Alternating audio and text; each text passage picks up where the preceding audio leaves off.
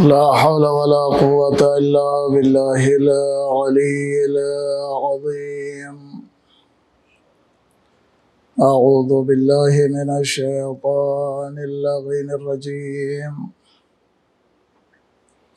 بسم الله الرحمن الرحيم. الحمد لله الذي هدانا لهذا وما كنا لنهتدي لولا أن هدانا الله. لقد جاءت رسل ربنا بالحق. والصلاة والسلام على أشرف الأنبياء والمرسلين وخاتم النبيين محبوب رب المشرقين ورب المغربين جد الحسن والحسين مولانا مولى الثقلين أبي القاسم محمد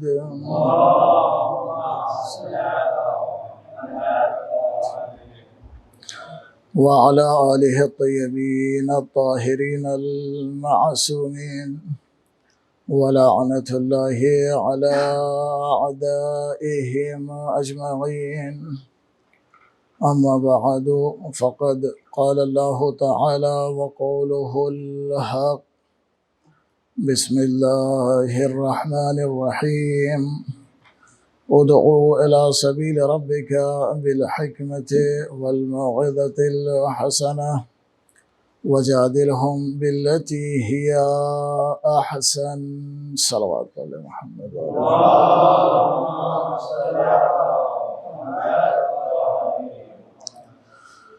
معزز سامعین کرام، علماء، طلباء، فاضل کا مجمع ہے. بہت زیادہ طولانی گفتگو نہ کر کے مختصر سے وقت میں دو چار باتیں عرض کر کے بات کو ختم کرنا مقصود ہے. آیہ کریمہ میں ارشاد باری احدیت ہو رہا ہے کہ اللہ کے راستے کی طرف بلاؤ، حکمت کے ذریعے سے اور موعظہ حسنہ کے ذریعے سے. اور اگر بحث کی ضرورت ہو تو ان کے ساتھ مجادلہ کرو، لیکن وہ مجادلہ بھی جو ہے وہ احسن طریقے سے ہونا چاہیے. قابل غور کئی نکات ہیں اس آیت میں. سب سے پہلے لفظ ادعو آیا ہے. آپ جانتے ہیں کہ فعل امر ہے، حکم دیا جا رہا ہے. اب یہاں پر طلب ہے، طلب وجوبی ہے، طلب استحبابی ہے. یہ آپ علماء ہیں، اچھی طرح سے جانتے ہیں، لیکن طلب ہے. اور حکم بھی عام ہے، کسی سے خاص نہیں ہے. ایسا نہیں ہے کہ اگر کوئی نبی لوگوں کو دعوت دے تو وہ دعوت حکمت کے ساتھ ہونا چاہیے. اگر امام لوگوں کو دعوت دے اللہ کی سبیل کی طرف تو وہ حکمت سے ہونا چاہیے. اور اگر کوئی عام انسان دعوت دے تو اس کے حکمت کے ساتھ ہونا چاہیے. نہیں، ایسا کوئی خاص نہیں ہے، بلکہ یہ حکم جس طرح سے سب کے لیے ہے، دعوت دینے والا چاہے حکم سب کے لیے ہے، دعوت دینے کا حکم سب کے لیے ہے. لہذا جو بھی دعوت دے گا وہ دعوت حکمت کے ساتھ ہونی چاہیے. دعوت جو ہے اللہ کی سبیل کی طرف حکمت کے ساتھ ہونا چاہیے، چاہے وہ کوئی بھی ہو دعوت دینے والا، نبی ہو، امام ہو، معصوم. ہاں، یہ اور بات ہے کہ ہر انسان جو دعوت دے گا اس کی حکمت کا انداز الگ ہوگا. ہر انسان کی حکمت، حکیمانہ انداز و فراست ایک ہی جیسی نہیں ہے. نبی جس انداز سے دعوت دے گا اس کے یہاں حکمت کا پیمانہ اور ہوگا. توجہ ہے؟ نبی جس جگہ پر حکمت کا ساتھ جو حکمت نبی اپنائے گا اس کا پیمانہ اور ہوگا، اور جو انداز حکمت ہم اپنائیں گے اس کا پیمانہ اور ہوگا۔ جو ہے سارے پیمانے الگ ہوں گے بھائی، بلکہ لفظوں کو بدل کے کہہ دوں کہ اگر وہ اللہ کی سبیل کی طرف دعوت دے جو یہ کہے انا مدینۃ الحکمہ وعلی بابھا، توجہ ہے، اگر وہ دعوت دے جو یہ کہے انا مدینۃ الحکمہ وعلی بابھا، تو وہاں دعوت دینے کا انداز اور ہوگا، اور ہم جیسے انسان اگر لوگوں کو اللہ کی سبیل کی طرف بلائیں گے تو ان سے انداز اور ہوگا۔ صلوات پڑھ لیں محمد وآل محمد کی ذات پر۔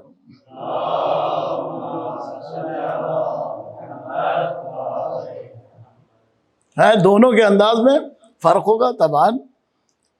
حکمت اور حکیم، دانائی، یہ اس کے مراتب ہر انسان کے اعتبار سے ایک ہی مرتبہ نہیں ہے، آپ اچھی طرح سے جانتے ہیں، ہے نا؟ اگر آپ حوضے کی اصطلاح میں کہیں تو یہ مفہوم جو ہے وہ مفہوم مشکک ہوگا، یہ بھی حکیم ہے، وہ بھی حکیم ہے، وہ بھی حکیم ہے، لیکن سب کا حکیمانہ انداز علی السوا نہیں ہوگا۔ یہ مفہوم مشکک ہوگا، متواتی نہیں ہوگا۔ یہ بھی انسان ہے، وہ بھی انسان ہے، وہ بھی انسان ہے، سب انسانیت برابر ہے، لیکن یہ کہا جائے کہ یہ حکیم ہے، وہ حکیم ہے، یہ بھی حکیم ہے، تو یہ تساوی نہیں ہے نا، یہ تساوی نہیں ہے، بلکہ یہاں پر فرق پایا جائے گا، تو یہاں پر مفہوم ہے جو مشکک ہوگا۔ صلوات پڑھ لیں محمد آل محمد کی ذات پر۔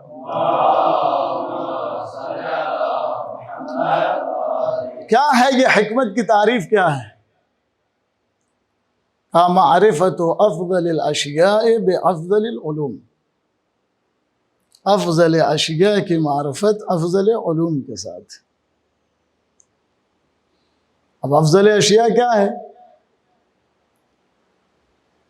کہ افضل اشیاء اگر دیکھا جائے، افضل الاشیاء اگر کوئی چیز ہے تو وہ ذات الہی کے علاوہ سب سے افضل تو کوئی چیز نہیں ہے نا۔ ہاں اس کے بعد ہے افضل اشیاء کی کوئی ایک جگہ پر آپ اس کو بھی جو ہے تعین نہیں کر سکتے ہیں، وہاں بھی مراتب ہے، لیکن افضل الاشیاء کا جو سب سے اعلیٰ، سب سے بڑا، سب سے اول، سب سے اتم، سب سے اکمل، سب سے اجلا، سب سے واضح اگر کوئی مصداق ہے تو وہ ذات پروردگار عالم ہے۔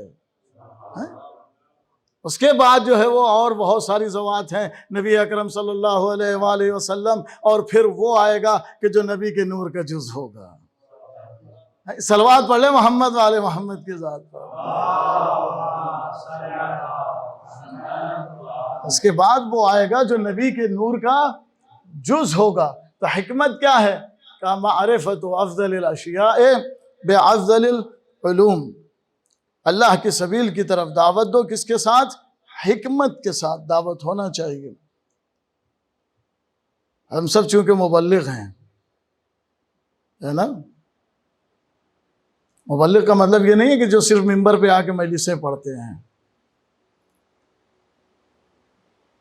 جس نے بھی اپنے ساتھ یہ متصف کر لیا کہ ہم رجال الدین سے ہیں، اپنے آپ کو دین کے ساتھ جوڑ لیا، عوام دیکھنے کے بعد اپنے لفظوں میں کہوں، جب یہ کہنے لگے کہ فلاں مولوی صاحب جا رہے ہیں، بس یہ لفظ جو ہے رجال الدین، یعنی مولانا صاحب، مولوی صاحب، علامہ صاحب، یہ سارے الفاظ یہ ان کے لیے استعمال ہوتا ہے جو رجال الدین ہیں، جنہوں نے اپنے آپ کو دین کے ساتھ جوڑ لیا ہے۔ ان سے میری درخواست یہ ہے، گزارش یہ ہے کہ جب آپ نے خود کو اللہ کے دین کے ساتھ جوڑ لیا ہے تو اپنا کردار بھی ایسا بنائیے جو اللہ کے دین کے مطابق ہو، وَإِلَّا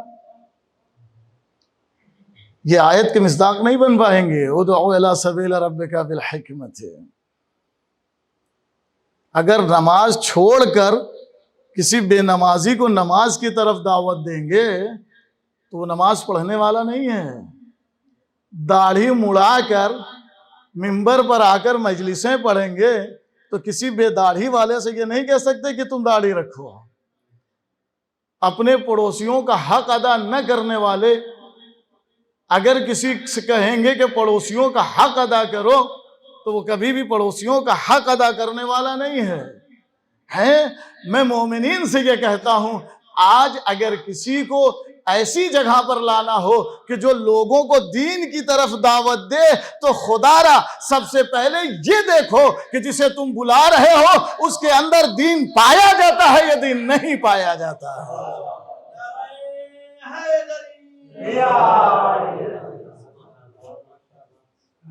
سب سے پہلے یہ دیکھو آیا اس کے اندر، جس کے اندر فاقد الشیء لا یعطی،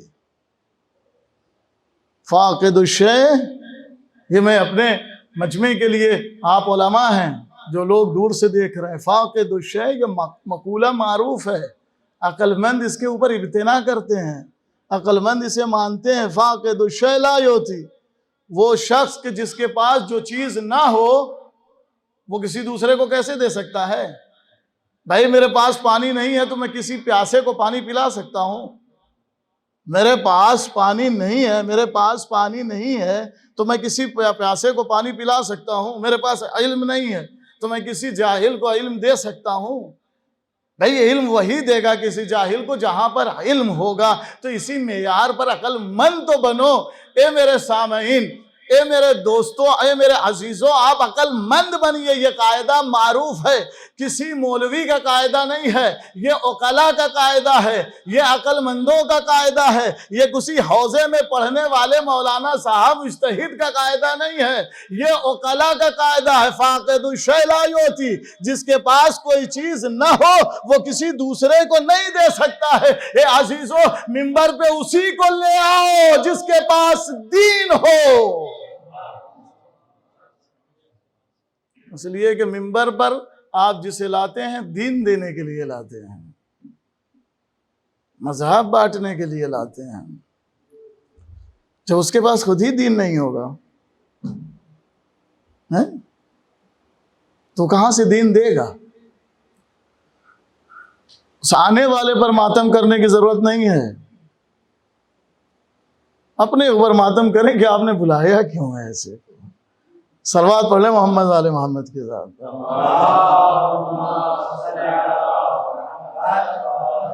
تو یہ جو مجلس عزا ہے، آپ بیٹھے ہوئے ہیں، ادعو الی سبیل ربک بالحکمت، حکمت کے ساتھ بلاؤ۔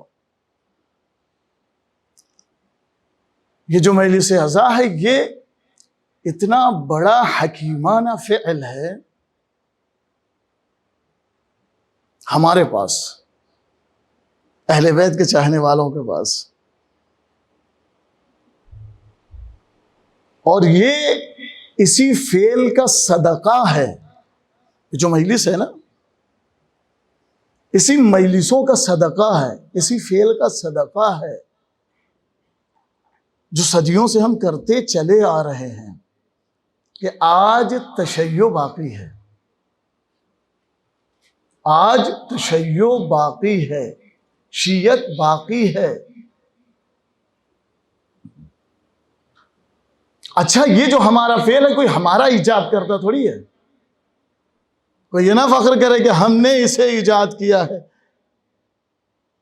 ہمارا کوئی ایجاد کردہ اپنی طرف سے نہیں ہے، بلکہ اس کی طرف ارشاد کیا ہے ائمہ طاہرین نے۔ میں بس ایسے ہی، آپ لوگ علماء ہیں تو دو چار باتیں ایسے ہی عرض کر کے اس کو جو ہے ختم کرنا چاہتا ہوں۔ یہ ہمارا ایجاد کردہ نہیں، اس کی طرف ارشاد کیا ہے، اس راستے کو بتایا ہے، اس راستے کو دکھایا ہے، اس راستے پر ہمیں چلنے کے لیے کہا ہے۔ کس نے کہا ہے؟ ائمہ طاہرین نے کہا ہے۔ کیا فرماتا ہے ہمارا امام؟ اتجلسون تتحدثون، کیا تم لوگ بیٹھتے ہو، مجلسیں برپا کرتے ہو اور مجلسوں میں ہم باتیں کیا کرتے ہو؟ کون سی باتیں؟ کہا وہی باتیں جو آج ہم اپنی مجلسوں میں کیا کرتے ہیں۔ توجہ ہے، توجہ ہے، جو آج ہم اپنی کون سی باتیں؟ کہا ذکر محمد وآل محمد علیہ السلام کرتے ہیں۔ امام نے فرمایا، کیا فرمایا؟ اتجلسون وتتحدثون، نعم مولایا جعلت فداک، نعم مولایا جعلت فداک۔ مولا نے کیا فرمایا؟ انی احب تلک المجالس، کتنا حکیمانہ فعل ہے. مولا نے کیا فرمایا؟ انی احب تلک المجالس. جعفر صادق فرما رہے ہیں کہ میں ایسی مجلسوں کو، بلکہ بعض روایت میں محمد باقر سے بھی ہے، مولا فرماتے ہیں انی احب تلک المجالس، کہ میں ایسی مجلسوں سے دوست رکھتا ہوں، ایسی مجلسوں سے محبت رکھتا ہوں. دنیا والوں، ہماری مجلسیں ایسی ویسی نہیں ہیں، ہماری مجلسیں وہ ہیں جسے معصوم پسند کرتے ہیں. ہماری مجلسیں وہ ہیں جسے معصوم پسند کرتے ہیں. احیو امرنا رحم اللہ من احیا امرنا. اللہ کی رحمت نازل ہو. دوسری روایت میں ہے امام رضا علیہ السلام کیفا، امام رضا علیہ السلام جب امام نے کہا احیو امرنا تو سائل نے کہا کیفا یحیا امرکم، ان یتعلم علومنا ویعلمها الناس. مولا آپ کا امر ہم زندہ کیسے کریں؟ کہ ہمارے علوم کو سیکھو اور لوگوں کو سکھاؤ. ہمارے علوم کو سیکھو اور لوگوں کو سکھاؤ. میں یہی پر ایک نقطے کی طرف اس روایت کی اشارہ کر کے آگے بڑھتا ہوں. کیا فرمایا مولا نے؟ این یتعلم، سیکھا جائے، ویعلمہ الناس، یہ ہمارا امر ہے. مولا نے کیا طلب کیا؟ احیو امرنا، ہمارے امر کو زندہ کرو. سائل نے سوال کیا کیفا یحیا، کیسے ذکر کی زندہ کیا جائے؟ کہا یتعلم ویعلمہ الناس، سیکھا جائے اور لوگوں کو سکھایا جائے. بھئی آپ حوضے میں بیٹھے ہوئے ہیں، آپ نے اپنے وطن میں بھی جا کر مدارس دینیہ میں پڑھا ہے نہیں پڑھا ہے؟ وہاں پڑھا ہے، اس کے بعد پھر یہاں آئے اور یہاں بھی پڑھ رہے ہیں. پڑھیں گے، جا کے لوگوں کو سکھائیں گے. میرے عزیزوں، میرے دوستوں، اس مجلس کی اہمیت کو سمجھو. آج دنیا کی طاقتیں یہ جو کوشش کر رہی ہیں کہ مجلس کو کسی طرح سے خراب کیا جائے، مجلس کو کسی طرح سے بند کیا جائے، مجلس کو کسی طرح سے روکا جائے، اس مجلس عزا کو، اس کے پیچھے بہت بڑی سازش ہے. ان یتعلم، امام کی اس کلمے کی تفسیر کو سمجھیے. یہ مجلس کتنی بڑی عظیم ہے. امام نے کیا فرمایا؟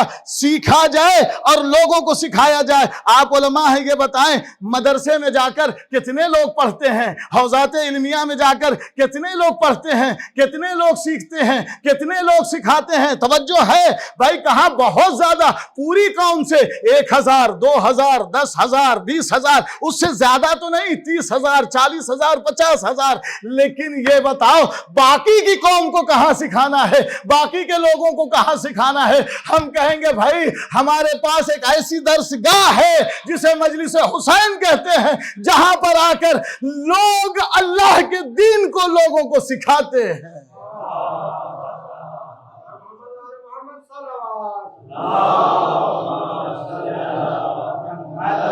کہاں سکھایا جاتا ہے؟ اس امام کے اس کلمے کے اوپر کہاں پہ عمل ہو رہا ہے؟ ان یتعلم ویعلمہ الناس. کہاں عمل ہو رہا ہے؟ مدرسوں میں ہو رہا ہے، حوزات میں ہو رہا ہے، ایک جز پہ ہو رہا ہے. ان یتعلم، سیکھنے والے پر. سکھانے کا وسیع ذریعہ کون سا ہے ہمارے پاس؟ لوگوں کو مدرسے میں بلا کے سکھا سکتے ہیں. لوگوں کو ہم جو ہے کیا کہتے ہیں حوزات میں ساری پوری قوم کو بلا کے سکھا سکتے ہیں. یہ مجلس عزا ہے. خدا را میرے دوستوں، میرے بھائیوں، خطیبوں، علماء، ذاکرین، ہمیں اس بات کی طرف توجہ کرنا چاہیے. امام کی حدیث پر، امام کے اس کلمے پر اگر صحیح طریقے سے عمل ہو سکتا ہے، اس مجلس کی استحکام کے ذریعے سے، اس مجلس کے استحکام کے ذریعے سے، اس مجلس کی بقا کے ذریعے سے، مجلس عزا کے دوام کے ذریعے سے،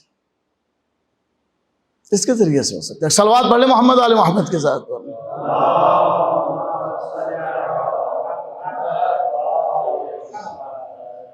ادعو الی سبیل ربک بالحکمت والموعظۃ الحسنہ. حکمت کے ساتھ بلاؤ، حکمت کے ساتھ بلاؤ اللہ کے سبیل کی طرف.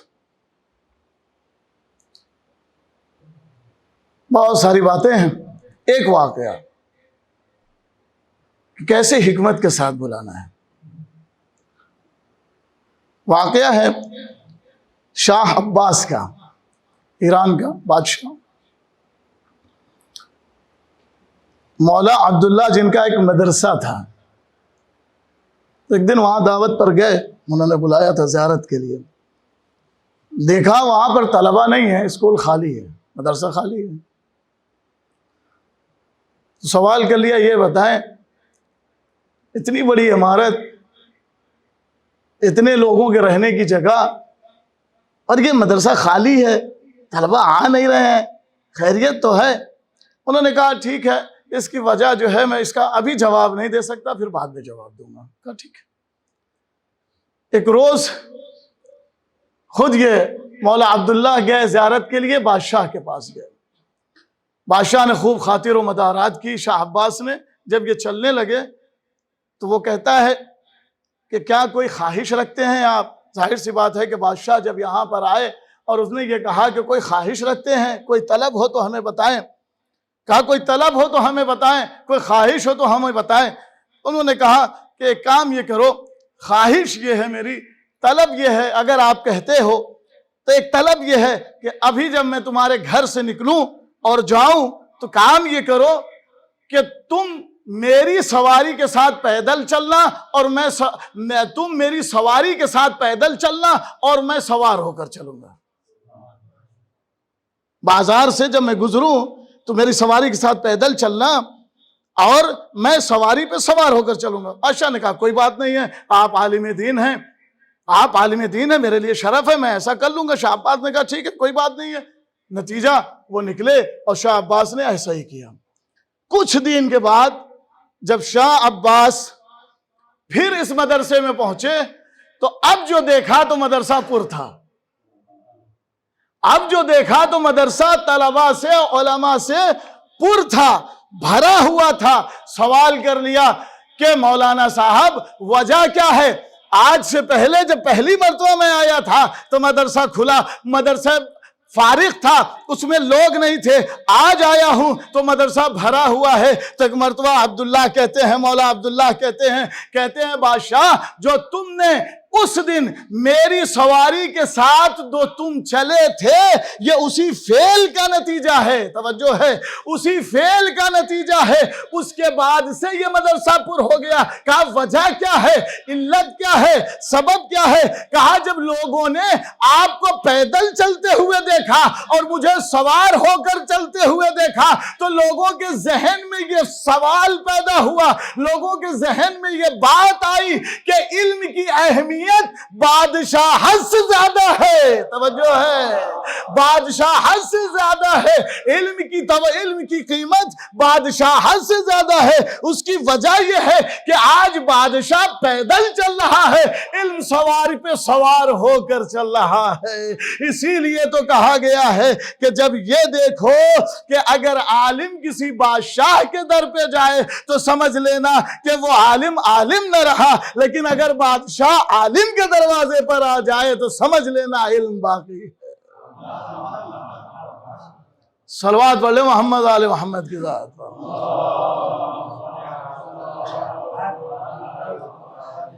عزیزان محترم، ادعو الی سبیل ربک بالحکمت، حکمت کے ساتھ بلاؤ۔ کتنا بڑا حکیمانہ یہ فعل تھا، بہت سارے واقعات ہیں سب کو چھوڑتے ہوئے، کتنا بڑا حکیمانہ یہ فعل تھا۔ لمحوں میں اگر اس سے پہلے وہ چاہتے کسی اور طریقے سے تو نہیں بھر سکتے تھے مدرسہ، لیکن ایک چھوٹے سے فعل کے ذریعے سے یہ ہمارے لیے، کیونکہ ہم نے ایک بہت بڑا بوجھ اپنے اوپر رکھ لیا ہے، بہت بڑا بوجھ رکھ لیا ہے۔ وہ کیا؟ امت کی ہدایت۔ امت کے اندر مولوی بن کے رہنا بڑا مشکل کام ہے، اللہ سمجھتے ہیں کہ بڑا اچھا کام ہے۔ امت کے اندر مولوی بن کر رہنا بہت مشکل کام ہے، بہت مشکل کام ہے۔ اگر مولوی حقیقت پر باقی رہے،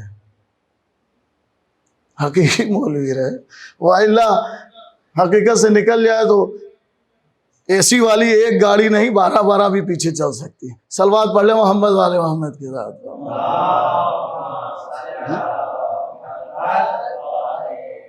ہاں، حقیقت سے نکل کر اگر تجارت پہ آ جائے، صلوات پڑھ لیں محمد والے محمد کی ذات پر۔ ادعو الی سبیل ربک بالحکمت والموعظۃ الحسنہ، علماء کہتے ہیں اگر تمہارے پاس اتنی طاقت ہے بھی، اپنا ذاتی مال ہے، اس سے تم ایک اچھی قسم کی گاڑی خرید سکتے ہو تو بہتر ہے کہ نہ خریدو، بہتر ہے کہ نہ خریدو۔ ایسی گاڑی پہ چلو جو متوسط طبقے کے لوگ چلتے ہیں، اس لیے کہ تم قوم کے لیے رہنما ہو، تم قوم کے لیے آئیڈیل ہو۔ سب سے بڑی اگر حکیمانہ درسگاہ ہمارے پاس کوئی ہے تو وہ کربلا ہے۔ کربلا سے بڑی حکیمانہ درسگاہ کہاں ہے؟ کربلا اس حکیمانہ درسگاہ کا نام ہے جہاں پر حسین کے ایک کلمے نے حر کو حر بنا دیا ہے۔ حسین کے ایک کلمے نے حر کو حر بنا دیا ہے۔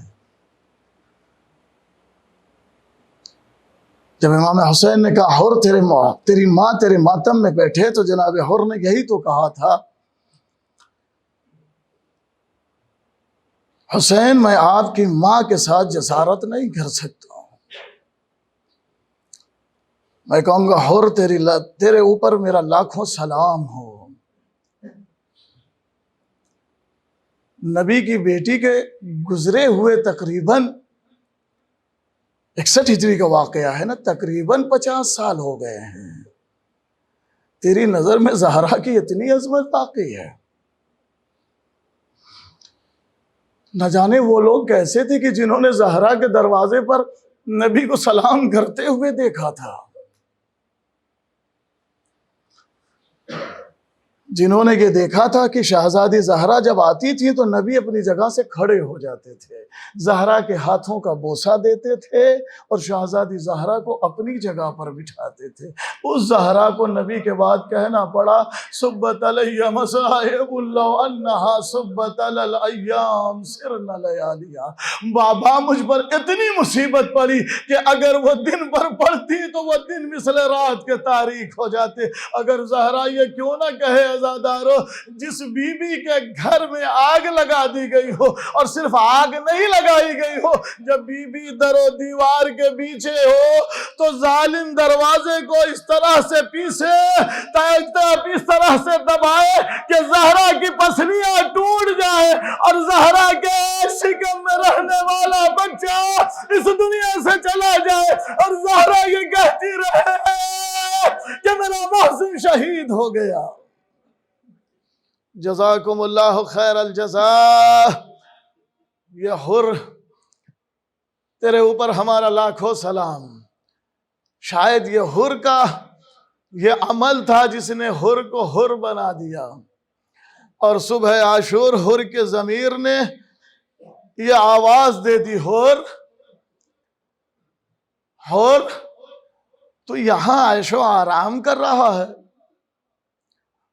اور ادھر حسین نواسہ رسول جس کے خیمے میں چھوٹے چھوٹے بچے علاتش کی صدائیں بلند کر رہے ہیں۔ اور یہ کیسے ممکن ہے کہ زہرا کا لال اکیلا نرغے عادا میں ہے اور تو ادھر فوج یزید میں ہے؟ حر نے خود پہ ملامت کی، عازم سفر ہوا، لیکن کہتا ہے کہ میں کیسے جاؤں حسین کی خدمت میں نے بڑا گناہ کیا ہے۔ لیکن ایک مرتبہ پھر اس کے ذہن میں آتا ہے پھر بھی تو حسین حسین ہے، نبی کا نواسہ ہے، چل کے اپنی گناہوں کو بخشواؤں گا، ضرور معاف کر دے گا حسین مجھے۔ عالم یہ ہے کہ آنکھوں پہ پٹی ہے، ہاتھ بندھا ہوا ہے، خود کو قدموں پہ گرا دیا، حسین نے اٹھ کے سینے سے لگا لیا، اور تیری ماں نے تیرا نام بہت صحیح رکھا ہے، اور تیری جگہ قدموں پہ نہیں، تیری جگہ حسین کے سینے سے لگنے کی ہے۔ جزاکم اللہ خیر الجزاء۔ حر کو حسین نے سینے سے لگا لیا۔ حر نے بھی ایک مرتبہ مولا کے سامنے ہاتھوں کو جوڑ کے کہا، مولا خطاؤں کو معاف کر دیا ہے تو بس اتنا شرف دے دیجئے، یہ میرے بیٹے ہیں، آپ کی راہ میں قربان ہونا چاہتے ہیں۔ حر جانتا ہے بیٹوں کی مصیبت اٹھانا آسان نہیں ہے، مولا یہی تو چاہتا ہوں، گناہ بڑا ہے تو اے میرے مولا اب اس گناہ کے عوض نماز میں پچھتاوا بھی بڑا ہونا چاہیے.